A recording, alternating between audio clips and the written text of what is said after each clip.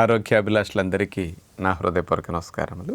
ఈ మధ్య world health organisation వారు ఇచ్చిన లెక్కల ప్రకారం ప్రతి 6 జంటల్లో ఒక జంటకి సంతానలేమి సమస్య ఉన్నది అని తేలిందనమాట. వరల్డ్ వైడ్ లెక్క ఇది. అంటే పిల్లల్ని కందాము అని భార్యాభర్తలు ప్రయత్నం చేయటం ప్రారంభించిన దగ్గర నుంచి సంవత్సరం కాలం పాటు ప్రయత్నించినా పిల్లలకు పుట్టకపోతే అలాంటి జంటని సంతానలేమి సంబంధ సమస్యతో బాధపడుతున్న జంట కింద కౌంట్ చేస్తారనమాట. ఇలాంటి వారు 6గురిలో ఒకరు ఉంటున్నారు. ఈ మధ్య సంతానం కలక్కపోవటానికి మరి ఎక్కడ మిస్టేక్స్ జరుగుతున్నది, ఆడవారిలో ఏ మిస్టేక్స్ ఉండటం వల్ల ప్రెగ్నెన్సీ రాకుండా అవరోధాలు కలుగుతున్నాయి, ఏ అలవాట్లు ఏ విషయాలు ఉన్నాయని చూస్తే 6 విషయాలు ప్రధానంగా స్త్రీలకి సంతానం కలగకుండా అవరోధం కలిగిస్తున్నాయి. మరి ఇప్పుడు నేను 6 ఏవో చెప్తాను, అలాంటి మీలో ఉన్నాయా లేదా చెక్ చేసుకోండి. అవి ఉండటం వల్ల ఎందుకు సంతానం కలగట్లేదు ప్రతి అంశం గురించి 6 గురించి వివరణిస్తాను. ముందుగా 6 క్లుప్తంగా వింటే high carb high fat diet తినటం ఒక రీజన్. రెండవది స్ట్రెస్ ఎక్కువ అవటం వల్ల హార్మోన్స్లో మార్పులు వచ్చేసి ప్రెగ్నెన్సీ రాకపోవటం రెండవది. మూడవది కెఫిన్ డైట్స్ ఎక్కువ తీసుకోవటము, కెఫిన్ ఎక్కువ ఉండే ఆహారాలు. నాలుగవది నిద్ర సరిగా లేకపోవటము. ఐదవది వ్యాయామం సరిగా చేయకపోవటము. ఆరవది సిగరెట్ ఆల్కహాల్ తాగే అలవాటు ఉండేవారిలో కూడా ప్రెగ్నెన్సీ రేట్ తగ్గిపోతున్నది అనమాట. ఇలాంటి 6 ఏ కారణాల వల్ల ఎక్కడెక్కడ డ్యామేజ్ చేస్తున్నాయి ఇది మీకు తెలిస్తే, ఒక సిగరెట్ ఆల్కహాల్ అనేది ఎక్కువ మంది పర్సంటేజ్ ఉండకపోవచ్చు, మిగతా 5 ఉంటాయి కదా. ఇలాంటి వాటి వల్ల గర్భధారణ ఎందుకు డిలే అవుతున్నది, మనం ఏం మార్చుకోవాలనే విషయానికి వస్తే, మొట్టమొదటిది high carb high fat diet. ఎప్పుడైతే హై కార్బ్ డైట్ తీసుకుంటామో హై ఫ్యాట్ డైట్ తీసుకుంటామో వీటి వల్ల ఒబిసిటీ పెరిగిపోతుంటుంది. అందుకని అసలు చాలామందికి 28-30 వస్తే కానీ పెళ్ళి అవ్వటం లేదు. పెళ్ళైన తర్వాత కూడా ఒబిసిటీ వల్ల ప్రెగ్నెన్సీ వెంటనే రావట్లేదు. ఈలోపు 35 దాటిపోతున్నది ఏజ్ చూస్తే. ఇక డాక్టర్స్ కూడా ప్రెగ్నెన్సీ వచ్చే రేట్ బాగా తగ్గిపోతుంది, ఏజ్ పెరుగుతున్నది కదా అంటుంటారు. ఇంకా స్ట్రెస్ పెరుగుతుంది. ఇట్లాంటివన్నీ కారణాలు. అందుకని ఈ హై ఫ్యాట్ డైట్ వల్ల ఈస్ట్రోజన్ హార్మోన్లో ఫ్లక్చుయేషన్స్ వచ్చేస్తాయి. ఈస్ట్రోజన్ హార్మోన్లో ఫ్లక్చుయేషన్స్ వచ్చేసరికి ఎగ్ సరిగా తయారు కాదు. అట్లాగే ఈ high fat high carb diets ఎక్కువ తినేవారికి ఇన్సులిన్ రెసిస్టెన్స్ వస్తుందన్నమాట. ఇన్సులిన్ రెసిస్టెన్స్ వస్తే మరి నష్టం ఏంటంటే ఇన్సులిన్ చెప్పిన మాట కణాలు వినవు, రక్తంలో చక్కెర స్థాయిలు పెరుగుతుంటాయి. వీటి వల్లే ఓవరీస్లో బుడగలు ఇవన్నీ ఎక్కువ వస్తున్నాయి కదా. ఆ ఇన్సులిన్ రెసిస్టెన్స్కి ఫ్యాట్ అండ్ కార్బ్స్ ఎక్కువ తినటం రీజన్ అనమాట. ఈ ఒబిసిటీ వల్ల ఎగ్ మెచ్యూరిటీ సరిగా అవ్వదు. ఒకవేళ అయినా కానీ ఆ ఎగ్ వచ్చి యూట్రస్లో సరిగా ఇంప్లాంట్ అవ్వదు అనమాట. ఇలాంటివన్నీ high fat high carb diet తినటం వల్ల వచ్చే సమస్యలు. ఎక్కువ పిండి పదార్థాలంటే రైస్ ఎక్కువ తినటము, ఇడ్లీ ఉప్మాలు ఇట్లాంటివి, బ్రెడ్ కానీ కార్బోహైడ్రేట్స్ ఎక్కువ తయారు చేసిన పదార్థాలు ఇవన్నీ త్వరగా కొవ్వుగా మారిపోతాయి, ఎక్కువ ఇన్ఫ్లమేషన్ కలిగిస్తాయి. అలాగే హై ఫ్యాట్ డైట్ అంటే ఆయిల్, నెయ్యి, డాల్డా ఇలా కొవ్వు ఎక్కువ ఉన్న ఆహారాలు ఇవన్నీ కూడా ఈ రోజుల్లో ఒబిసిటీకి దారితీసి దాని ద్వారా ఇట్లాంటి సమస్యలకు ప్రెగ్నెన్సీ రాకుండా అవరోధం కలిగిస్తున్నాయి. ఇక రెండవ చూస్తే కెఫిన్ ఎక్కువ ఉండే ఆహారాలు. అంటే కాఫీలు కొద్దిమందే తాగుతారు కానీ యూత్ ఎప్పుడు కూడా డార్క్ చాక్లెట్స్, కూల్ డ్రింక్స్ ఇట్లా కెఫిన్ ఎక్కువ ఉండే పదార్థాలు, రకరకాల డ్రింక్స్ ఇట్లాంటివి మార్కెట్లో కొన్ని తాగుతుంటారు కదా. కొన్ని రకాల బేకరీ ప్రొడక్ట్స్. ఈ కెఫిన్ ఎక్కువ ఉంటే ఏమవుతుందంటే ఓవరీలో రిలీజ్ అయిన ఎగ్ ట్యూబ్లోకి వెళ్ళాలి. ట్యూబ్లోనే ఫలదీకరణం చెందాక గర్భం వచ్చాక ఆ ఎగ్ వచ్చి మళ్ళీ యూట్రస్కి రావాలి. ఆ ట్యూబ్లో స్మూత్ మజిల్ డ్యామేజ్ అయిపోతుంది. ఎగ్ని ముందుకు తోసే కెపాసిటీ పోయేసరికి అందులో ఉండే సీలియా కూడా డ్యామేజ్ అయ్యి ఎగ్ అక్కడే ఉండిపోతుంది. ఫలదీకరణ చెందిన గర్భాశయానికి వెళ్ళకపోతే గర్భం రాదు. అందుకని ఈ ట్యూబ్ యొక్క క్వాలిటీ డ్యామేజ్ అయిపోతుంది. ఇక మూడో విషయం తీసుకుంటే ఎవరికైనా ఎక్కువ స్ట్రెస్, యాంగ్జైటీ అనేది 195 మంది పైగా కనపడుతున్న విషయం.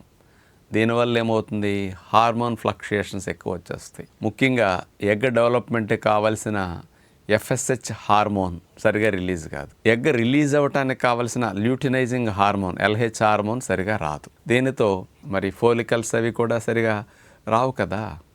అంచేత గర్భం రావడానికి అవకాశం, సైకిల్ కూడా ఇర్రెగ్యులర్ అయిపోతుంది. ఇర్రెగ్యులర్ పీరియడ్స్ ఇలాంటివి ఎక్కువగా స్ట్రెస్ వల్ల వచ్చేస్తూ ఉంటాయి అన్నమాట. ఇక నాలుగవ రీజన్ తీసుకుంటే నిద్ర సరిగా లేకపోవటం. నిద్ర లేకపోతే ఏమవుతుంది అనుకోవచ్చు, మెలటోనిన్ హార్మోన్ తగ్గిపోతుంది. మెలటోనిన్ హార్మోన్ బాడీని రిపేర్ చేసుకోవడానికి, క్లీనింగ్ చేసుకోవడానికి, బాడీలో ఇన్ఫ్లమేషన్ తగ్గించుకోవడానికి చాలా అవసరం. ఈ నిద్ర లేనప్పుడు కార్టిజాల్ హార్మోన్ ఎక్కువైపోతుంది. మెలటోనిన్ తగ్గిపోయేసరికి ఓవరీస్లోను ఎగ్లోను ఇన్ఫ్లమేషన్ ఎక్కువ పెరిగిపోయి ఎక్కువ ఎగ్ రిజర్వ్ తగ్గిపోతుంది, వేస్ట్ అయిపోతుంటాయి ఎగ్స్. అలాగే ఇంకొక రీజన్ ఏంటంటే స్ట్రెస్ పెరగటం వల్ల కార్టిజాల్ పెరిగేసరికి హార్మోన్ ఇన్బ్యాలెన్స్ సమస్యలు వచ్చి అసలు పీరియడ్స్ ఇర్రెగ్యులర్ అయిపోతాయి. అందుకని కొన్ని నెలలు నిద్ర లేకుండా గడిపితే చాలు అక్కడి నుంచి సైకిల్ మొత్తం డిస్టర్బ్ అయిపోతూ ఉంటుంది. ఇక 5వ కారణం చూస్తే సిగరెట్ అండ్ ఆల్కహాల్ త్రాగటం అనేది ఇతర దేశాల్లో ఎక్కువ ఉంటుంది కానీ భారతదేశంలో తక్కువ. పల్లెటూళ్ళల్లో 1% తాగితే సిటీల్లో 1.5% కోవిడ్కి ముందు త్రాగేవారు సిగరెట్ కానీ ఆల్కహాల్ కానీ. అసలు కోవిడ్ వచ్చిన తర్వాత నుంచి వచ్చిన మార్పుల కారణంగా 3.2% ఆడవారు విలేజెస్లో ఆల్కహాల్ కానీ సిగరెట్ సేవిస్తున్నారట. ఇక సిటీస్లో ఆడవారు అయితే 7.5% సిగరెట్ కానీ ఆల్కహాల్ తీసుకునేవారు పెరిగిపోయారు. అంటే ఇండియాలో సిగరెట్లు తక్కువ కానీ ఆల్కహాల్ తీసుకునేవారు ఎక్కువైపోయారు ఆడవాళ్ళు.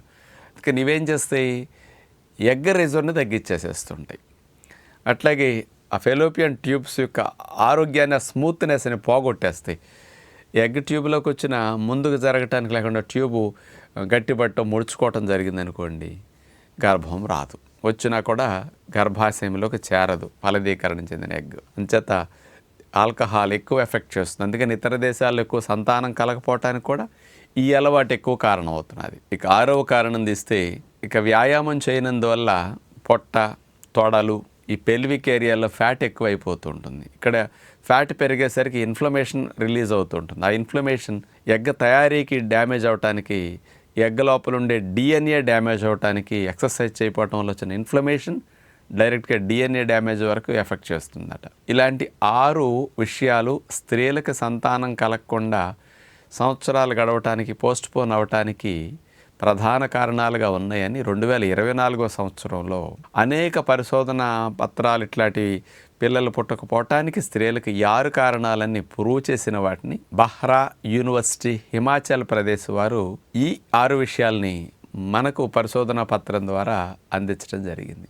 అంచేత రాను రాను పిల్లలు పుట్టే స్థితి తగ్గిపోతుంది. అందుకని ఆంధ్రప్రదేశ్ ప్రభుత్వం వారు కూడా ఎవరైతే 2 కంటే ఎక్కువ మంది పిల్లలు కంటారో అలాంటి వారికి ఆ పిల్లల మంచి చెడు కాస్త ఇన్సూరెన్స్ విషయాలు కానీ, వాళ్ళకి ఎంప్లాయ్మెంట్లో కూడా అట్లాగే ఇంక్రిమెంట్స్, ప్రమోషన్స్ విషయంలో కూడా ఫెసిలిటీస్ ఎక్కువ ప్రొవైడ్ చేస్తాం. అందుకని ఒకళ్ళిద్దరిని కంటం కాదు, 2 కంటే ఎక్కువ కనాలి అని స్టేట్మెంట్ను ఇప్పుడు ఇవ్వటం జరిగింది. ఎందుకంటే రాను రాను యూత్ తగ్గిపోతున్నారు, ముసలివారు ఎక్కువైపోతున్నారు. ఇది దేశానికి మంచిది కాదు. అందుకని పిల్లలను పుట్టించడం అనేది బాగా అవసరం అయిపోయింది ఇప్పుడు దేశానికి. చేత పిల్లలు కలగటానికి ఇలాంటి 6 అంశాల విషయాల్లో మనం మార్పు తెచ్చుకుని ఈ న్యాచురోపతి జీవన విధానాన్ని కనుక కొద్దిగా ఆహారపు అలవాట్లు, జీవన విధానాన్ని మార్చుకోగలిగితే ప్రెగ్నెన్సీ రావటం పెద్ద కష్టం కాదు. 90% పైన సక్సెస్ రేట్ ఉంటుంది ఈ న్యాచురోపతి విధానాన్ని ఫాలో అయితే. మేము ఇన్ని సంవత్సరాల నుంచి కొన్ని వేల మందిని చూస్తున్నాం కదా. 2-3 నెలలు 4 నెలలు ఫాలో అయ్యేసరికి సింపుల్గా హార్మోన్స్ సెట్ అయ్యి పీరియడ్స్ 2 నెలల్లో కరెక్ట్ అయ్యి అంత సింపుల్గా గర్భధారణ జరుగుతున్నది. ఇప్పుడు మా పేరెంట్స్కి 8 సంవత్సరాల పిల్లలు లేకపోతే ఆ రోజుల్లో న్యాచురోపతి 6 మంత్స్ ఫాలో అయితే మేము పుట్టడం మొదలైందనమాట. న్యాచురోపతి విధానం అంటే జంతువులన్నీ న్యాచురల్గా జీవించటం వల్ల అవి సంతానాన్ని సులభంగా కనేస్తున్నాయి. మరి మన విషయానికి వస్తే ఇన్ని ప్రాబ్లమ్స్ రావటానికి మన అలవాట్లు, జీవనశైలి వీటిని మార్చుకుంటే మంచిదని స్త్రీలందరికీ విజ్ఞప్తి చేస్తూ నమస్కారం.